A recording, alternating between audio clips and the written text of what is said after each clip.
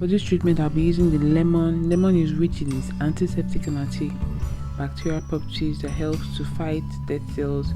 And I'll be using the baking soda. Baking soda is also good because of its properties as well. So I'll just be squeezing out the fresh lemon juice from the lemon, of course. Fresh lemon juice from the lemon. I'll be squeezing out the fresh lemon juice from the lemon, and then I'll take out the seeds and I'll add the baking soda to the lemon juice. So we're going to be using 2 tablespoons of baking soda and 2 teaspoons of baking soda, and then 2 teaspoons of lemon juice. Something really nice happens when you add the lemon juice to the baking soda, sort of like an effervescence.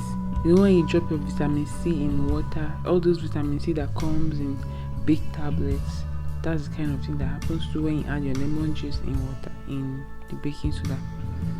So I'm just going to go ahead and then apply. But before I apply my mixture, I would have shaved or gotten rid of my armpit hairs like 2 days before, just so that if there's any kind of injury, it should have healed a bit before I go ahead and apply it.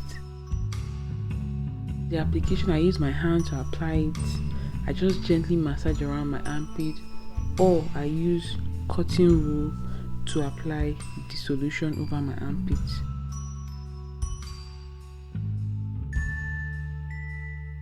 Now I used this treatment for 3 days in a week. So I give 2 days interval and then I use it.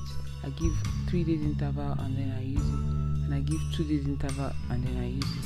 Any way you feel comfortable with, but for me, I have a very sensitive skin, so I just rather give enough interval just so that I don't irritate my skin. Yeah, this is me on day 3, I think, or day 2, can't remember, but this is the before and then this is the after. This is the before for my right hand and then this is the after.